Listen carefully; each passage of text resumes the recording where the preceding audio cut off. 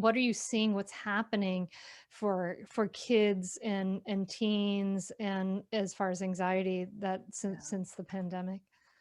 So, as you're saying, anxiety really has been at the forefront of kids' experiences, since the beginning. I think the amount of uncertainty, of unpredictability, of change has been so hard for everyone, but especially kids and teens. And it's hard because we as the adults don't have many, if any, of the answers. And so we're all kind of muddling through as best we can. But for kids, it has been very, very stressful.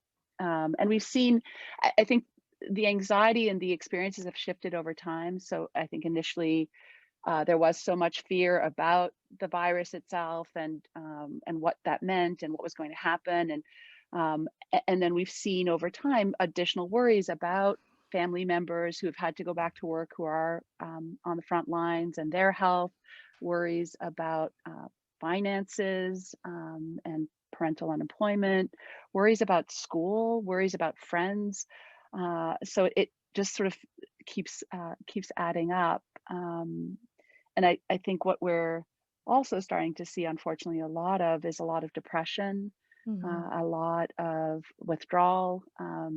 We're starting to see increased suicide rates and Mm. suicide attempts. It's been a very long year, and I think people's resiliency is starting to get stretched pretty thin, unfortunately. Yeah, even in my own family with my 14-year-old, I consider her a really resilient kid. She has a lot of resources. She's pretty grounded, but she'd been definitely a little depressed like over the Yeah, winter, and now I don't know. I can only at the moment we're in quarantine, I can only FaceTime her from yeah, downstairs while she's upstairs, so I yeah, don't know what's going on with her, but yeah. I think she's from what I understand from our conversation, 12 feet away from each other in the woods that we had the other day Oh, outside of our house. It's she's pretty depressed, and yeah, that this is like in a pretty well-resourced yeah, household. So if yeah, you're having all these other challenges, yeah, yeah. it's gotta be an enormous. I mean, there's gonna be a kind of like a tidal wave of effects, I imagine, from this collectively.